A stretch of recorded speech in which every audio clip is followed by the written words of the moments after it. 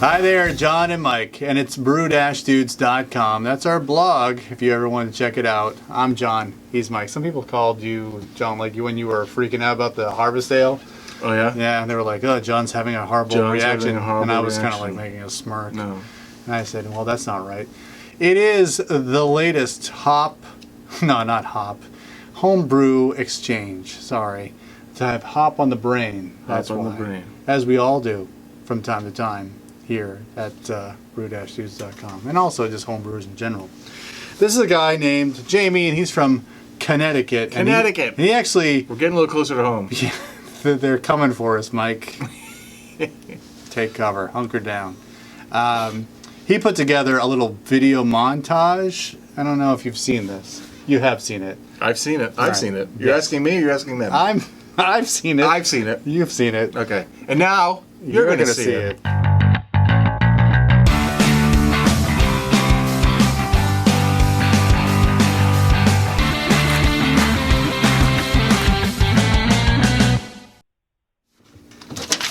That was tremendous.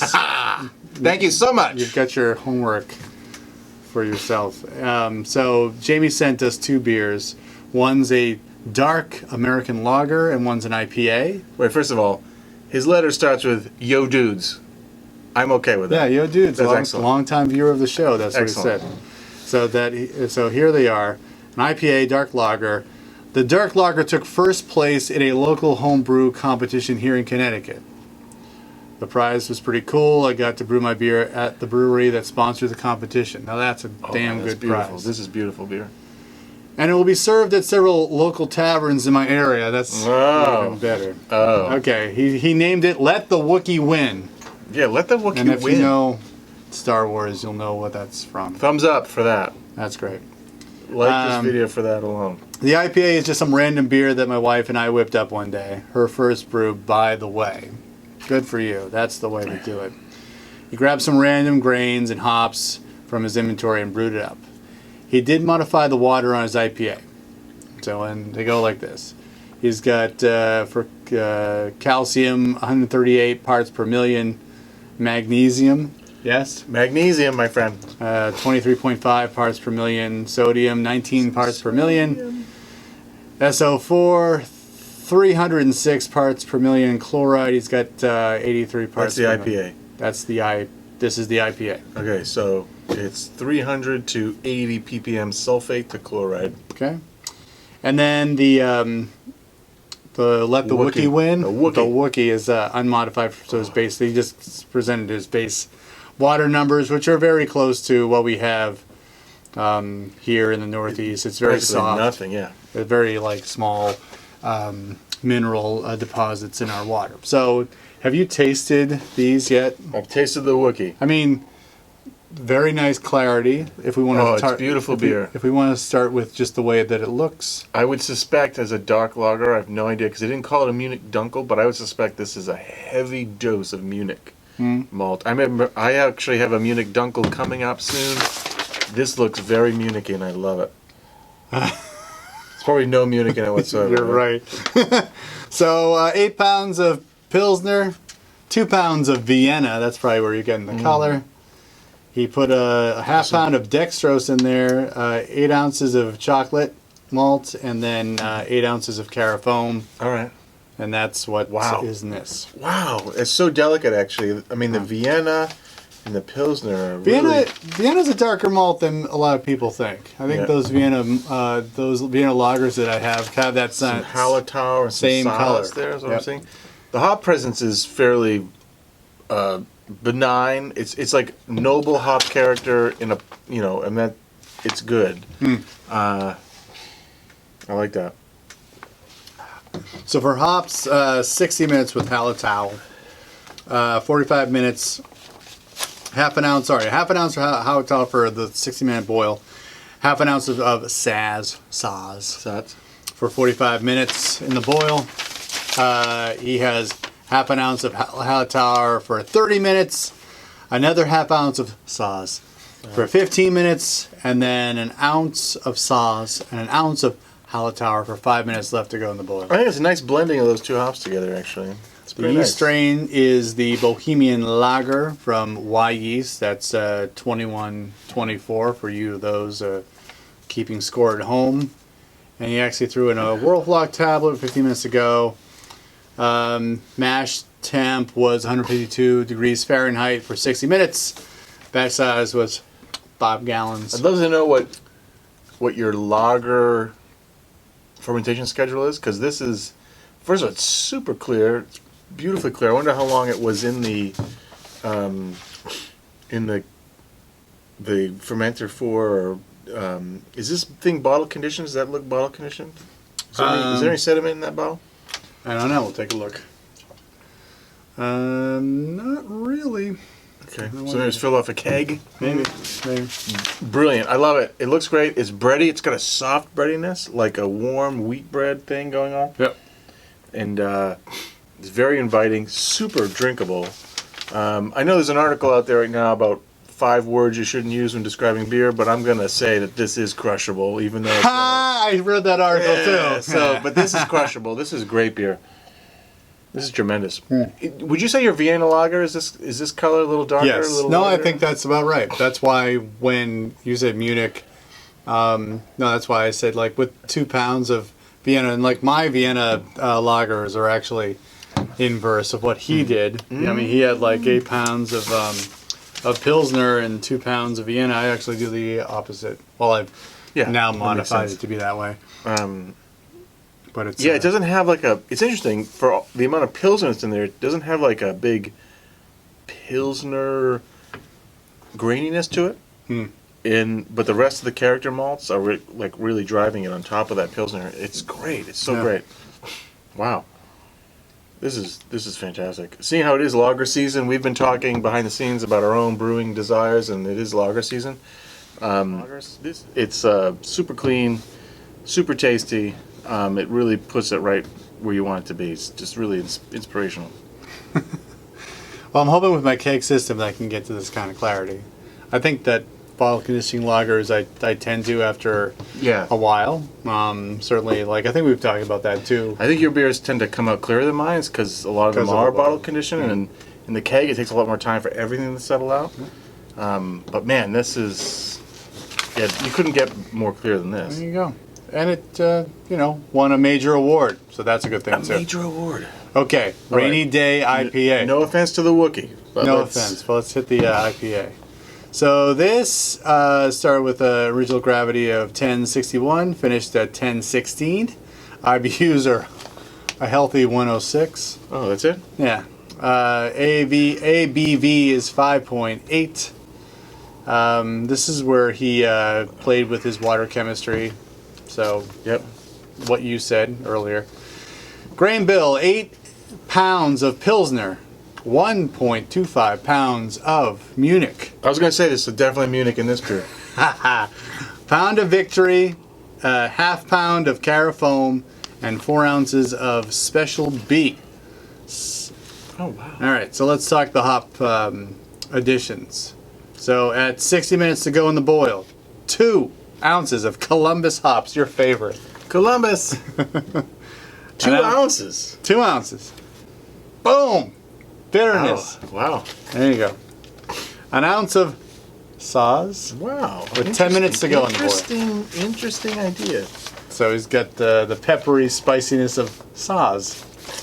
With the sort of piney bitterness of Columbus. With 5 minutes to go in the boil, Amarillo. An ounce of Amarillo. And then at flame out, 2 ounces of Amarillo. I like that there's no dry hops in this thing.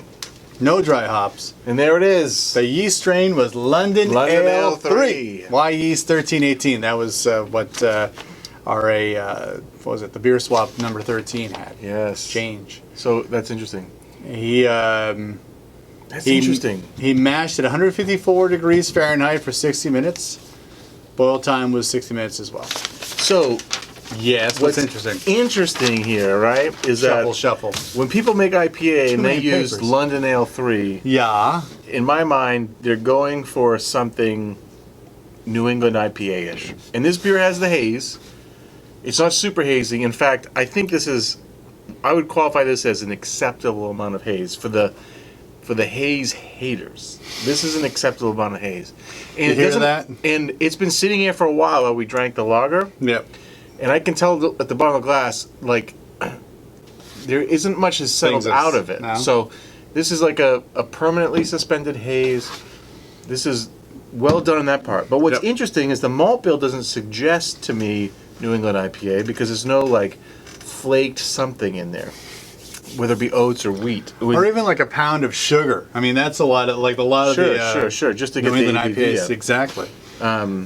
The other thing is when I looked over your shoulder and I saw the Columbus, and knowing that the sulfate level is 300 ppm, Okay. I thought, oh boy, here we go, Columbus. This is gonna wreck me, right?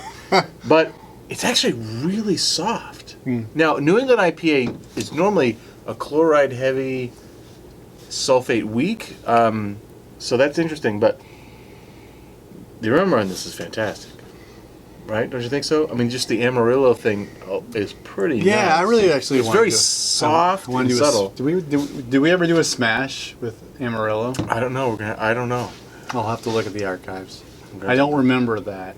We may have skipped over that one. I've had too many of the lagers, I think. I don't think I've ever gotten an ounce of Amarillo. Take a look. I will say, Someone's going to comment and say, like, yeah, of course you did. of course we did. I really love the idea of throwing those saws in there, just to add some complexity to the hop presence, because it's not expected. But I listened to some of the podcasts I've listened to, people talking about blending in some of those hops just to kind of put a little bit of intrigue into the hop profile. Like, where's that spiciness coming from? Yeah. So that's pretty cool. That's actually a really good use of. And I wonder if hops. that just brings like a refinement to it as well, because these are hops that have been tried and true for, hundreds of years, right? Yep. I just wonder if that's because like some of these newfangled hops, they're a little unbridled. Yeah. You know. Well, one of the things I was talking to a friend lately about hops, and through our experimentation with all the smash beers, Yeah. I think we've definitely noticed that there are some hops that have some interesting flavor aroma compounds, but they certainly exist in a category that's more of like a filler, more of a supporting role. And then there's a family of hops that you wouldn't mind throwing them right out there in front. Like Amarillo, Citra, Galaxy, Yep. maybe even Mosaic. Like those guys are great right out in front, where you could just bitter with something like Columbus or Magnum or Centennial, and then just go whole hog with one of those other hops and have a great beer. But then things like your Equinox and your El Dorado and your Nelson Sauvin and all those other ones, Hugh Malone, those hops have a good component, but they're missing something. Yeah. And they would really do well to help support the Yeah. orchestra. And I think in this case, to bring it back on point, which isn't really our strong suit, at least it's not my strong suit, the addition of Saz kind of helps you bridge that Columbus thing over to the Amarillo thing. I mean, I like it. So, but do you think because he didn't have any, he didn't dry hop, do you feel like the aroma is not as strong if we harken back to a few weeks ago when we had the two IPAs yeah. and like we open them up and you can smell the How grapefruit? many ounces are in it? Flame out. At Flame, there's five minutes to go. So Yeah, and this guy here. So wait, just 5 minutes to go on this guy? I'm reaching over you because it's fine. that's not the one. So 2 ounces, right? I think that's a pretty hefty way to go. You know what? I don't know. I don't think you have to dry hop all the time. I think the aroma, for the amount of Amarillo aroma you're going to get, 2 ounces of flame out, I think you've got it. If you think like fermentation is going to scrub it out, maybe you throw 3 ounces in it flame out. I've always viewed that as a recipe issue, not necessarily a process issue. Meaning, yeast are going to scrub out the aroma. Well, that's true, but you can just add more in the first place, and you're going to lose. the yeast won't scrub out as much, or No, they're going to scrub it out, but they're only going to scrub out X%. right. So if you just start at a higher percentage, and you're going to come back down to a level that's still good. Start at 300%. Maybe this beer would be Get to different if 100%. you dry hopped it with some Citra and Amarillo on top of it. But I think this is pretty damn good. Yeah. Just like this. I think that inspires me to learn more about Amarillo and figure that out. I agree. I was thinking the other day about my Galaxy Pale Ale, American Pale Ale, and I got to brew another one of those soon. But then after that, I haven't explored Amarillo enough, and I want to do that. So I think Galaxy and Amarillo would be a killer combination. Right? Yeah. All right, now we're This just... is a nice beer. Now we're just getting pensive. We're just thinking in our heads about what's beer, next for us. Yeah, exactly. All right, well, I don't know what you guys should get be out of next this. for us? Leave some comments. I'm like head We down can brew on- for us, but we can brew for you. I'm brewing for me first. Oh, okay. Because I got See? to figure some things out. I'm the communist in the group, and I want to brew for the people. Now we're going to get some big dislikes. Now Trump's going to tweet about us. It's gonna be- we're and now done. I've driven our dislikes now even we're further. even further down. Cheers. That's not how we're going to end this one. Oh, sorry. All right. Well, it's interesting to taste two different styles here. Certainly, Both of them great. Both of them. Yeah, absolutely. I mean, this deserves to be in taverns in your hometown as well. It inspires. If you haven't brewed lagers, I know that it requires more equipment. Now is the time of year, man. It does require probably some kind of refrigeration device. Get a thermometer, move it around your house, find a place that's 55 degrees. That's not good. Put some wort in there. It's much easier if you have a fridge. Just do it. Don't listen to him. Don't listen to him. Just put wort. Find a place in your house that's 55 degrees. Yeah, if it's halfway down the basement stairs, go for it. Just duct tape it in really good so it doesn't fall down the stairs. So hopefully you've learned from this video. We share our tastings and our viewers' tastings with you. It's always great to learn from each other. So we can probably write these up and post it as well. Jamie from Connecticut, thank you so much. We appreciate your viewing for a long time. Yes. And of course the beers. So for John and Mike, brew-dudes.com, swap on and brew on. You can't. I don't know which one. Cheers! You're not gonna devil fist that.